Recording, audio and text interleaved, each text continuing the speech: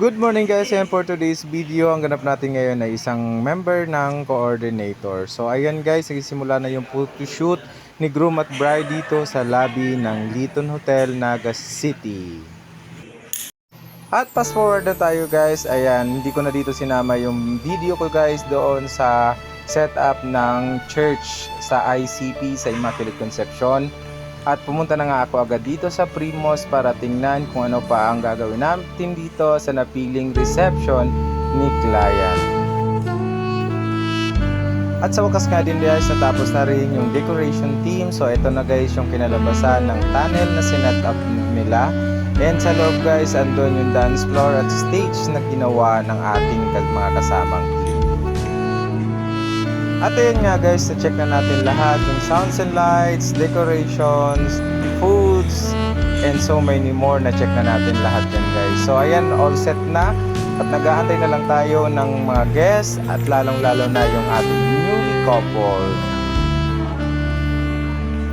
At sa ilang minuto guys, kasi from ICP, from Immaculate Conception, galing doon hanggang dito ay magko-consume sila ng 30 minutes. So ayan, so prepare na tayo para sa program nila pagdating.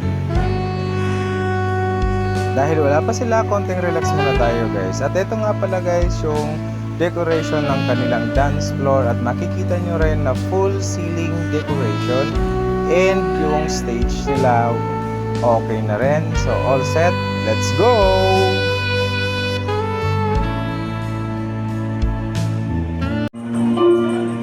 At ito na yung video ng kanilang first dance as couple. At sobrang maraming ganap dyan guys after ng first dance ng couple. Marami na ring nag-share ng kanilang messages para sa bagong kasal. At higit sa lahat yung message ng kanilang both parents at na naging emotional nga yung nanay ni groom at nanay ni bride. But all in all, napakasaya ng araw na yan para sa kanilang bagong kasal. Shoutout sa ating newly coupled na si Sir Ariel and Ma'am Chris na super duper bait. Ayan, God bless and best wishes sa inyong dalawa. At syempre, big shoutout sa DC Event Planners owned and managed by Ma'am Debbie na napakabait. And kung meron kayo guys mga events, any events guys, DC Event Planners is a place to be.